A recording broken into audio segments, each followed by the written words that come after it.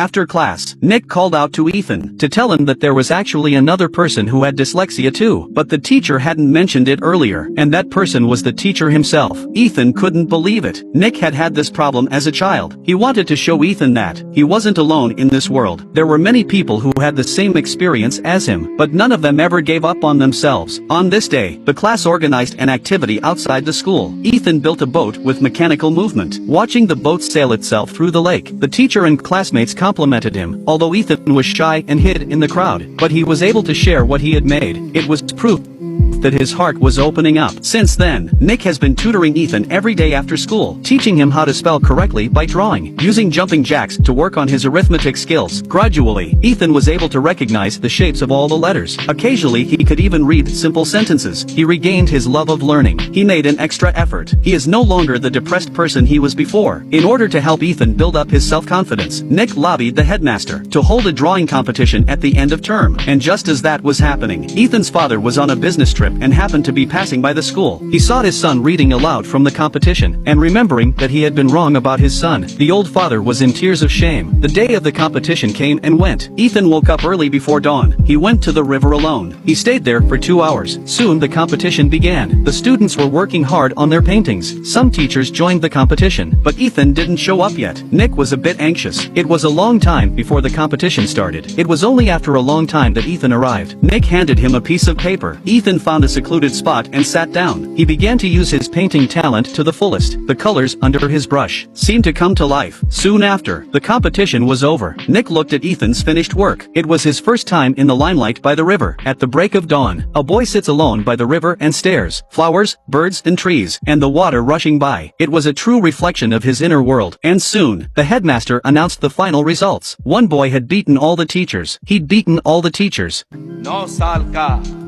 Ishan Nand Kishore Awasthi